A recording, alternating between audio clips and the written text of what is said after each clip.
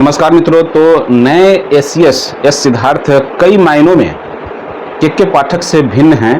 के पाठक जी के कार्यशैली से एस सिद्धार्थ की कार्यशैली बिल्कुल ही भिन्न है। उनका कार्य करने का तरीका एक अलग अंदाज सबके सामने नज़र आ रहा है।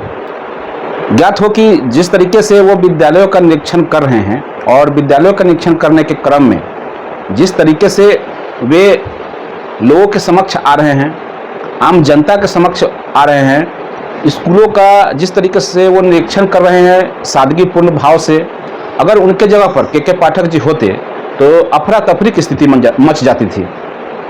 जांच करना अच्छी बात है, जांच होनी चाहिए, लेकिन उस तरीके से नहीं कि जहां डर का माहौल पैदा हो, डर पैदा किया जाए। लेकिन जांच अगर हो तो सौहार्दपूर्ण माहौल में जांच हो, ताकि बच्चे, शिक्षक और समाज सबको अपनी बातों को रखने का मौका मिल सके।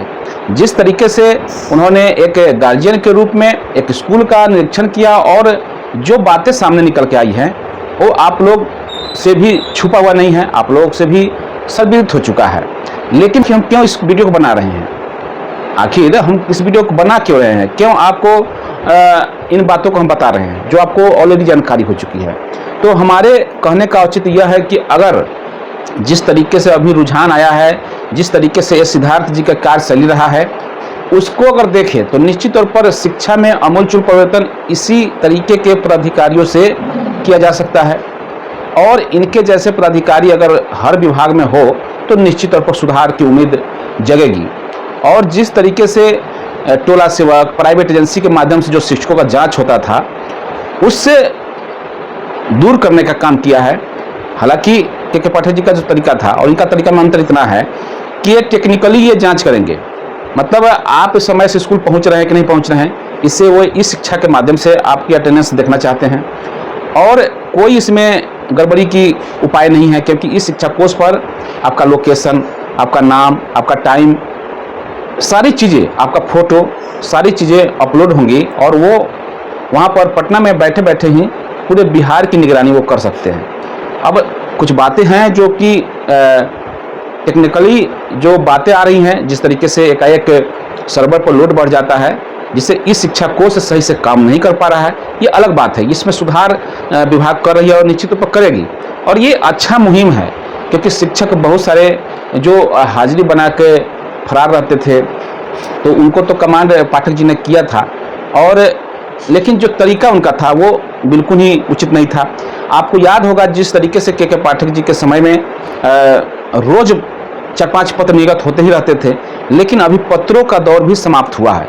लगातार जो पत्र निर्गत होता था, लगातार शिक्षकों को मानसिक शोषण का शिकार किया जाता था, वो चीज़ें अब खत्म हुई है। और एस सिद्धार्थ जी के कार्यकाल में निश्चित रूप पर शिक्षक मानसिक रूप से स्वस्थ होंगे और मानसिक रूप से बच्चे को पढ़ाने के प्रति सजग होंगे।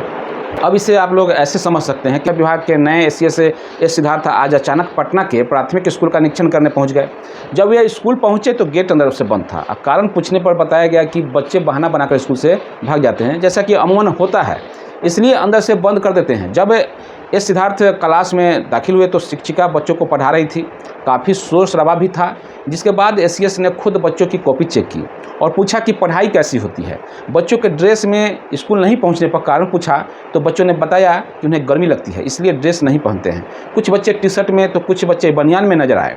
अपर मुख्य सचिव डॉक्टर एस सिद्धार्थ ने खुद प्राथमिक विद्यालय अदालतगंज सलम विद्यालय का निरीक्षण किया और शिक्षक से भी बात की। इसके बाद स्कूल में पढ़ने वाले बच्चों की बस्ती में गए और अभिभावकों से बात की तो पता चला कि कई बच्चे घर में काम का बहाना बनाकर स्कूल नहीं आए, जिस पर नाराजगी जताते हुए एस ने अभिभावकों से रोज़ बच्चों को स्कूल भेजने की बात की। साथ ही स्कूल स्टाफ को भी बच्चों को स्कूल लाने का आदेश दिया।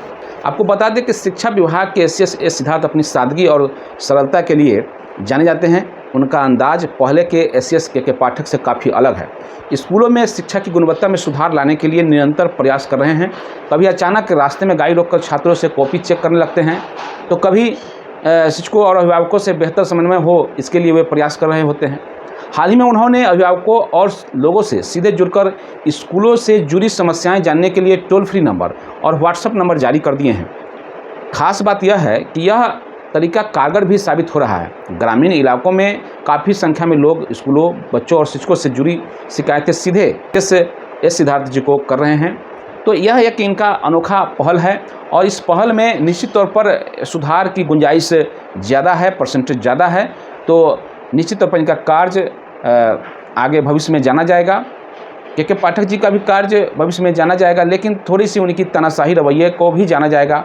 लेकिन एसीएस के पाठक जी की सादगी और जो उनकी व्यवहार कुशलता है, कार्य कुशलता है, उनके लिए जाना जाएगा। तो फिलहाल इस वीडियो में इतना ही। वीडियो अगर अच्छा लगे तो लाइक कीजिए, कमेंट कीजिए और शेयर कीजिए। साथ ही साथ इस चैनल पर नए हैं तो चैनल पर आप प्यार देने के लिए चैनल को सब्सक्राइब कर लें।